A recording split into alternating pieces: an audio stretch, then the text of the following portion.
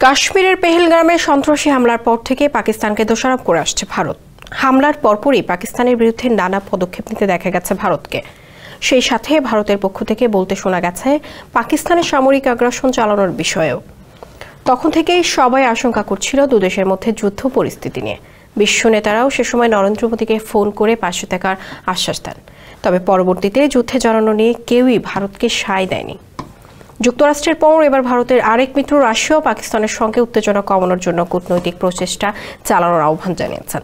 রোববার এক প্রতিবেদনে এই খবর দিয়েছে দ্য এক্সপ্রেস ট্রিবিউন। শনিবার রাশিয়ার পররাষ্ট্রমন্ত্রী সের্গেই ল্যাভরভ ভারতের পররাষ্ট্রমন্ত্রী এস জয়শঙ্করের সঙ্গে ফোনে কথা বলেছেন এবং ভারত পাকিস্তান সম্পর্কের অবনতি নিয়ে আলোচনা করেছেন। স্যান্ডেলিনা সো, রূপচর্চায় আভিজাত্য। রাশিয়ার পররাষ্ট্রমন্ত্রী সের্গেই ল্যাভরভ 1972 সালে সিমলা চুক্তি এবং 1999 সালের লাহোর ঘোষণা অনুসারে ভারত এবং পাকিস্তানের মধ্যে দ্বিপাক্ষিক রাজনৈতিক ও কূটনৈতিক উপায়ে বিরোধ সমাধানের আহ্বান জানান।